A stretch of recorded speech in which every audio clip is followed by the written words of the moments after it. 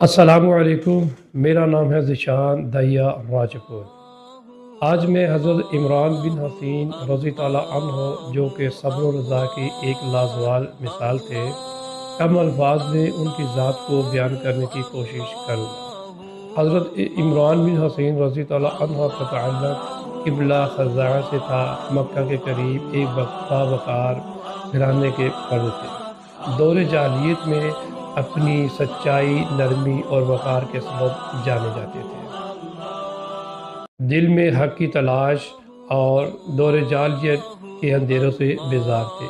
جب نبی کریم صلی اللہ علیہ وآلہ وسلم کی دعوت قبیلہ خزاعہ تک پہنچی تو آپ کے دل نے فوراً گواہی دی کہ یہ کلام کسی انسان کا نہیں ہو سکتا۔ چنانچہ آپ ایمان لے آئے اور اپنے آپ کو اللہ اور اللہ کے رسول کے حوالے کر دیا۔ اسلام لانے کے بعد عمران بن حسین رضی اللہ عنہ کے نبی کریم صلی اللہ علیہ وسلم کے ساتھ رہنے لگے، سفروں میں ساتھ رہتے اور جہاد میں بھی شرکت فرمائی۔ نرمی اور عاجزی کے باعث صحابہ رضی اللہ عنہ آپ کے بارے میں کہا کرتے تھے کہ عمران بن حسین رضی اللہ عنہ کا دل اللہ کی یاد سے معمور رہتا ہے۔ نبی کریم صلی اللہ علیہ وسلم بھی آپ کی عاجزی اور انکساری کو سراہتے اور آپ کے لیے دعا کرتے۔